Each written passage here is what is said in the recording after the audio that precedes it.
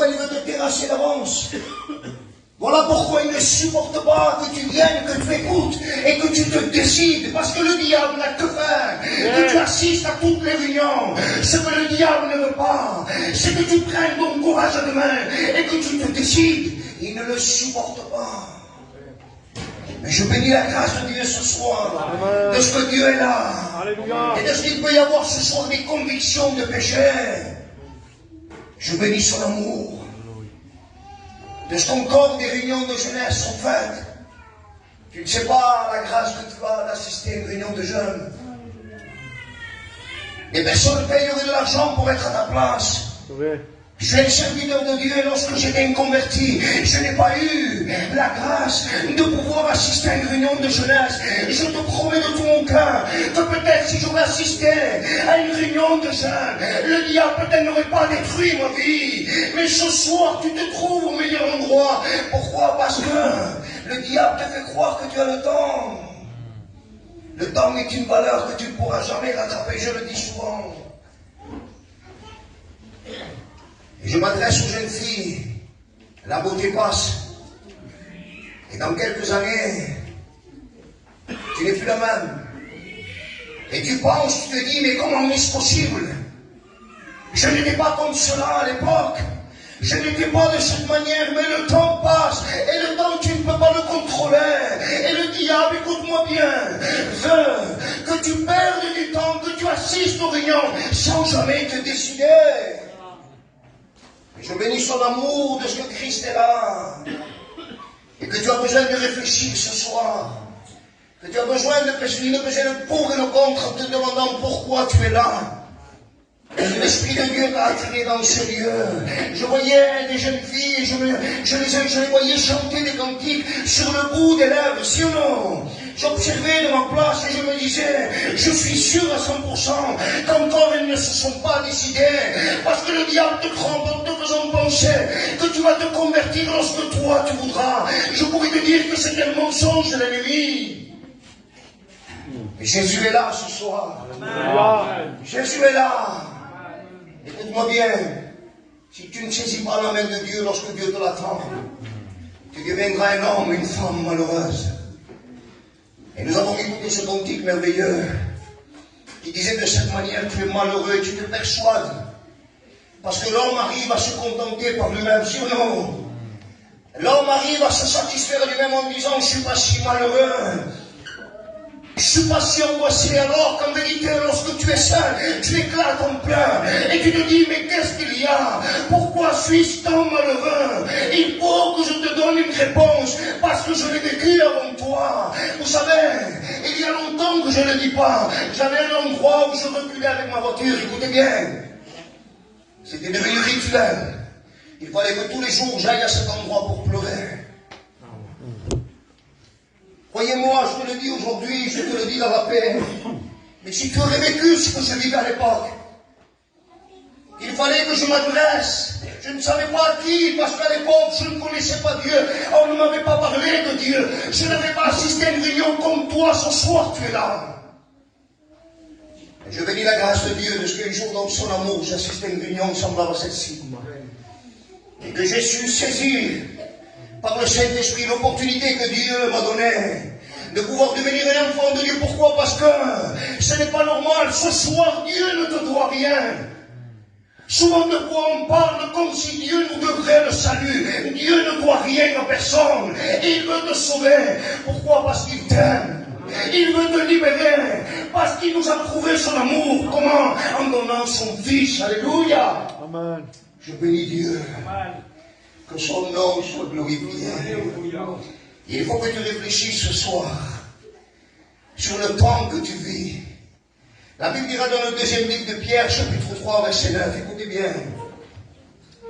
Le Seigneur ne tarde pas dans l'accomplissement de sa promesse, comme quelques-uns le croient. Mais il use de patience envers vous, ne voulant qu'aucun périsse, mais que tous arrivent à la repentance. Mais le jour du Seigneur viendra comme un voleur. Ce soir, il y a encore des réunions, non pas parce que les frères ont décidé de vouloir s'occuper de la jeunesse. Je les voyais, ils essayaient de passer à tour de rôle pour essayer de jeter une semence et de ce que le Saint-Esprit continue l'œuvre. Mais je voudrais te dire quelque chose. Tu es là parce que l'Esprit de Dieu t'a attiré dans ce lieu. Et c'est son amour ce soir qui pousse Dieu dans sa patience à ne pas te condamner. Voilà pourquoi la Bible dira de cette manière que la parole de Dieu ne revient jamais à lui sans avoir produit son effet. Cette même parole que nous te prêchons ce soir peut transformer ta vie. Nous avons vu de quelle manière un jeune homme de 25 ans, le Seigneur a bouleversé son cœur. Il pouvait dire qu'il avait tout.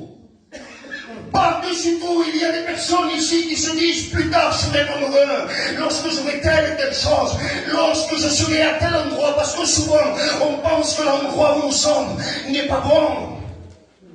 Écoute-moi bien, tu as besoin de Jésus-Christ. Il est temps de ne pas remettre à demain ce que tu dois faire aujourd'hui parce que demain n'existe pas. Tu dois prendre ton courage demain. Ta décision, personne ne peut la toucher. Ni Dieu, écoute-moi bien. Ni Satan ne peut me dire Dieu peut tout, oui. Il peut. Mais dans son amour, il te respecte. Et ce soir, tu as le pouvoir d'accepter ou de refuser. Malheur à celui. Vous savez, Dieu ne tarde pas dans l'accomplissement de ses promesses. Si Dieu a dit qu'un jour, le monde devait être fini, un jour, il parla à Sodome, écoute-moi bien.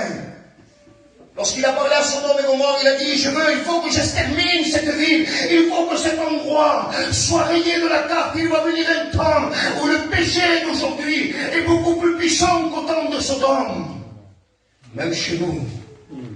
Parce qu'au milieu de notre peuple, avant on condamnait certaines choses et maintenant on les laisse contrer. C'est devenu normal. Le monde a pris le dessus. Mais ce soir, le Saint-Esprit te donne l'opportunité. La Bible dira que tu ne peux pas remettre à demain. Pourquoi? Le livre de Jacques dira de cette manière, écoutez-moi bien, chapitre 4, verset 14. L'apôtre Jacques va nous rappeler quelque chose d'important. Vous êtes une vapeur qui paraît pour un temps et qui ensuite disparaît. J'ai connu des garçons parce qu'ils ont fait un accident de voiture, se sont tués. Ils avaient assisté à des réunions de jeunesse. Ils connaissaient les pasteurs, ils connaissaient les chrétiens, écoutez-moi bien. Mais ils ne s'étaient jamais décidés. Aujourd'hui, nous n'avons pas l'audace et le toupet de dire où ils sont, parce que Dieu nous garde, ça c'est réservé à Dieu. Et que Dieu m'en est témoin lorsque je pense à ces personnes-là. Au-dedans, je suis brisé de dire, Seigneur, pourquoi ils ne se sont pas décidés? Parce que le diable les a trompés. Parce que le diable leur a fait croire qu'ils avaient le temps. Le diable a usé de malice. Parce que le diable te connaît. Pourquoi il te connaît? Parce qu'il t'observe. Il ne sait pas tout. Il n'est pas Dieu. Mais il t'observe. Il a le temps de le faire. Et il sait ce que tu désires. Il sait ce qui te fait du bien. Il sait ce qui te fait du mal. Et il prend le temps de planifier ta destruction. La Bible dira de cette manière, si aujourd'hui tu entends ma voix, n'endurcis pas ton cœur, comme au jour de la révolte. Pourquoi? Parce que tu es le futur de l'Église. Et le diable ne me supporte pas. Voilà pourquoi il veut t'arrêter à mon œuvre. Alléluia. Autrefois, personne ici n'avait part au royaume des cieux. Voilà pourquoi il n'y a pas de galon, il n'y a pas... Je pourrais dire ce soir, personne ne peut se glorifier d'absolument quoi que ce soit. Pourquoi? Parce que la Bible dira que nous sommes tous les pécheurs. Nous étions dans ton état. Avant d'être derrière le pupitre, nous étions assis dans ta chaise. Et avant d'être dans ta chaise, nous étions dehors. Mais un jour, parce que nous nous sommes décidés. Écoute-moi bien, je voudrais appuyer sur la décision. Amen. La décision, les frères disaient que ce soir, ils ne veulent pas créer. Je bénis Dieu qu'on ne veut pas créer d'atmosphère. Je bénis son nom parce que seul le Seigneur est capable de te toucher. Et la Bible dira que lorsqu'il se tenait devant le tombeau de Lazare, Jésus pleura. Et lorsqu'il pleura parce que Lazare était son ami. Et ce soir, il ne veut pas s'arrêter devant le tombeau. À un moment donné, savez-vous ce qu'il fit? Il ressuscita Lazare. Il y a quelque chose dedans de toi qui crie vers Dieu, que tu le veuilles ou pas. La Bible parle dans le livre de la Genèse, il va parler d'un souffle de vie. Elle dira, et l'homme devient une âme vivante.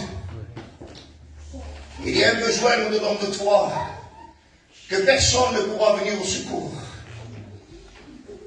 Écoutez-moi bien ce que dira la parole de Dieu. Livre d'Ésaïe, chapitre 59, verset 2. Mais ce sont vos crimes qui mettent une séparation entre vous et Dieu. Et ce soir, je voudrais t'annoncer une bonne nouvelle. Tu étais destiné à l'enfer, j'étais destiné à l'enfer. Aucun des meilleurs chrétiens, les garçons, il n'y a pas de super. Je pourrais te dire, ne pense pas avant l'heure à l'échec, parce que le diable te tient avec cela. Il te dit, mais si tu te convertis, tu ne pourras jamais être à la hauteur. Tu n'y arriveras jamais. Tu ne pourras jamais remplir les conditions. Mais lorsque Dieu commence une œuvre, la Bible dira qu'il l'amène, il la termine à bien. Que Dieu soit béni. Voilà pourquoi des garçons qui n'avaient pas grand-chose autrefois, aujourd'hui sont des serviteurs de Dieu. Quelle grâce de lui appartenir. Je pourrais te dire ce soir que le Seigneur veut fermer l'enfer sous tes pieds. Et que ce soir, il ne peut pas le faire sans que toi, tu prennes une décision.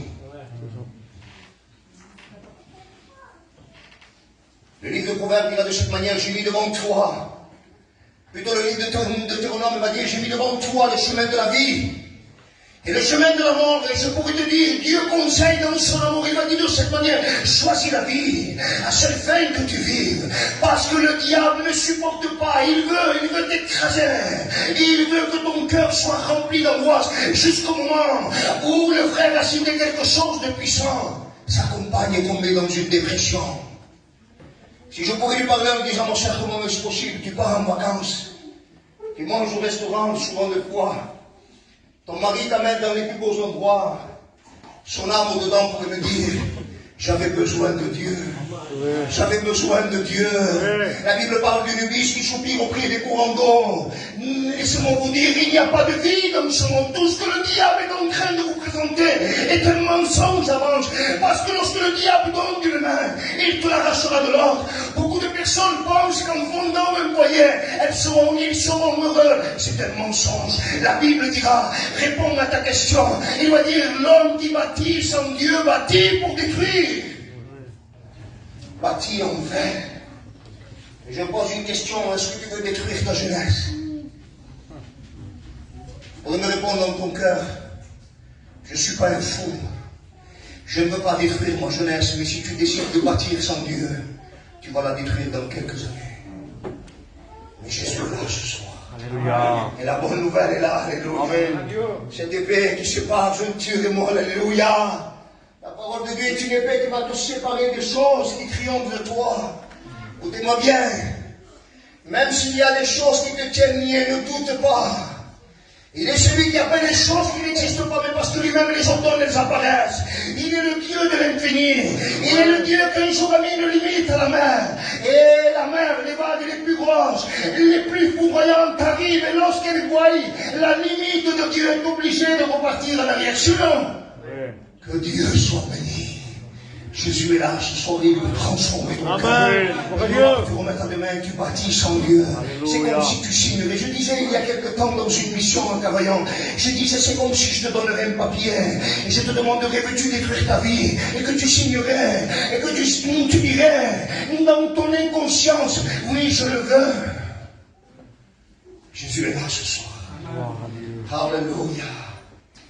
Tu sais, la Bible dira de cette manière dans le livre des Actes, chapitre 3, verset 19, repentez-vous donc et convertissez-vous pour que le péché soit effacé. Un autre texte merveilleux que je dis souvent, la Bible dira, écoute-moi bien, parce que je veux que tu restes là pendant quelques secondes. Heureux l'homme à qui le péché lui est pardonné. Heureux le foyer à qui le péché lui est pardonné. Le contraire d'heureux, c'est facile. Hein? C'est le cantique que nous avons écouté, malheureux. Tu es malheureux et tu te persuades par toi-même, par de faux raisonnements en disant je ne suis pas si malheureux. Tu es malheureux parce que la Bible parle. Et la Bible dit plus vrai que moi, que toi, que tous les frères qui sont réunis avec tout le respect que je leur dois. La Bible dit vrai. Heureux l'homme à qui le péché lui est pardonné. Heureux. Le contraire contraire, c'est malheureux. Tu penses que des choses que tu n'as pas encore, lorsque tu vas les obtenir, tu seras heureuse. Tu te mens à toi-même. L'évangile est prêché ce soir. L'évangile est prêché ce soir. Et je bénis son nom, alléluia. Parce que la parole de Dieu, encore une fois, ne revient jamais à lui. La Bible dira dans le livre d'Hébreux, écoutez bien, parce que maintenant on va jusqu'au bout. Écoutez bien, Pierre te trompe en te faisant penser que tu as le temps. Écoutez bien ce que dira le livre d'Hébreux, chapitre 9, verset 27. Il est réservé aux hommes de mourir une seule fois. Après quoi vient le jugement. Ceux qui rejettent la grâce de Dieu se condamnent eux-mêmes. Je répète, parce que les enfants beaux, je veux que ça soit un test qui retentit dans ton cœur. Écoute-moi bien, il est réservé aux hommes. Il est réservé à la jeune fille, au jeune homme, au jeune foyer, au plus vieux, au plus ancien, peu importe, de mourir une seule fois. Beaucoup de personnes, si elles pourraient revenir dans nos réunions, diraient de cette manière, convertissez-vous, je n'ai pas eu le temps. Je n'ai pas eu le temps. À un moment donné, il faut que tu prennes ton courage à demain. Parce que ce que tu dois faire aujourd'hui, tu peux le remettre à demain parce que demain n'existe pas. Et ce soir, l'évangile de gloire est là.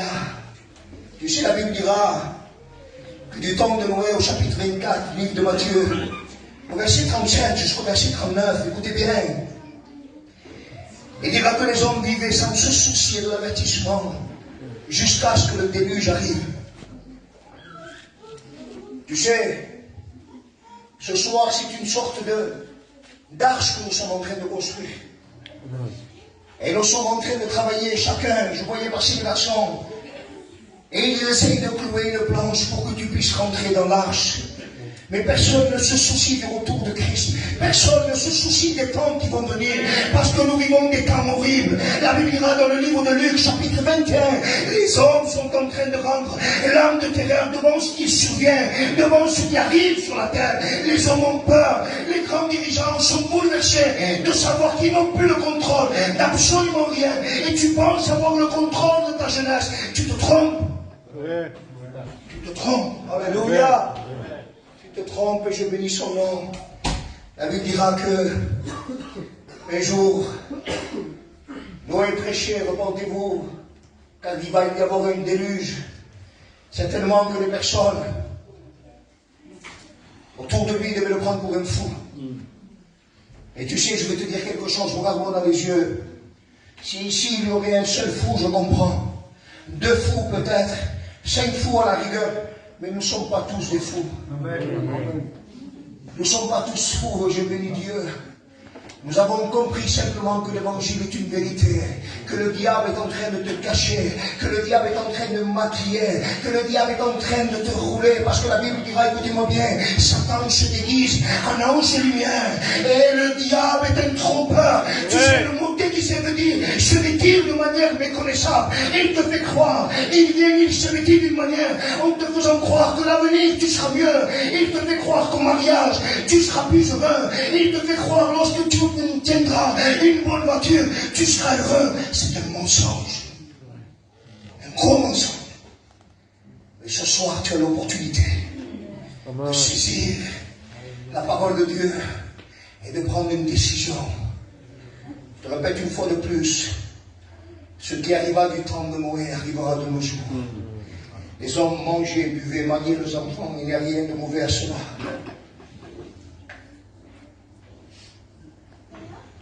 Mais tu sais qui c'est qui ferma la porte de l'arche? Ce n'est pas Noé. Parce que Noé, dans sa miséricorde, aurait laissé la porte de l'arche pendant quelques instants, mais lorsque le déluge avait commencé, l'eau sortait de la terre, à un moment donné, l'arche aurait été remplie d'eau. Et Dieu ne l'a pas permis. Il va falloir que tu prennes ton courage demain. Parce que ce soir, il est en train de fermer la porte. Je voudrais ce soir que tu fermes tes yeux. Saint-Esprit, bénis la vérité. Ferme tes yeux maintenant. Par le Saint-Esprit, prenne ton courage. Maintenant, la réunion commence. Jésus est là. Il ne veut pas, le diable ne veut pas. Prends ton courage demain. Sois un homme qui est rempli de décisions. Ne laisse pas le diable détruire ta vie. Ne laisse pas le diable détruire ta jeunesse. Ne laisse pas le diable détruire ta destinée. Pourquoi?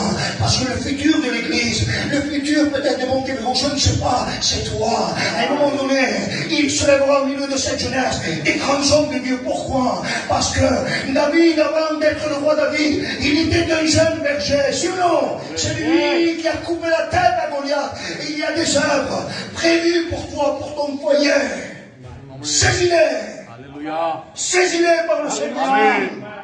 Ne laisse pas le diable te détruire. Je voudrais qu'on ferme nos yeux. Alléluia. Alléluia. La réunion va bientôt terminer. J'ai l'essentiel, tu n'as pas besoin de le dire en 2 heures. Tu as vu une vérité, lorsque tu l'as dit spontané. Lorsque tu dis un mensonge, souvent de fois, il faut essayer de rajouter, retrancher, arranger. L'évangile est une vérité que nous te la disons dans toute la pureté que le Saint-Esprit nous donne. Et ce soir, il faut que tu la saisisses au nom de Jésus-Christ. Le diable est un trompeur. Et si vous sauriez combien il m'a trompé dans ma jeunesse. Vous savez, je me suis converti, j'avais 26 ans, mais pour arriver jusqu'à 26 ans, j'ai touché le front. Pour arriver à 26 ans, j'ai touché, et je suis arrivé au point de non-retour. Et souvent de fois, je me dis, Seigneur, si je t'aurais connu de ma jeunesse, tu m'aurais tout évité. Tu m'aurais gardé de tout, absolument tout. Je ne serais jamais rentré en prison. Je n'aurais jamais sombré dans les ruines comme à l'époque. Je n'aurais jamais touché le fond. Seigneur, mon foyer n'aurait pas été détruit. Aujourd'hui, Jésus est là.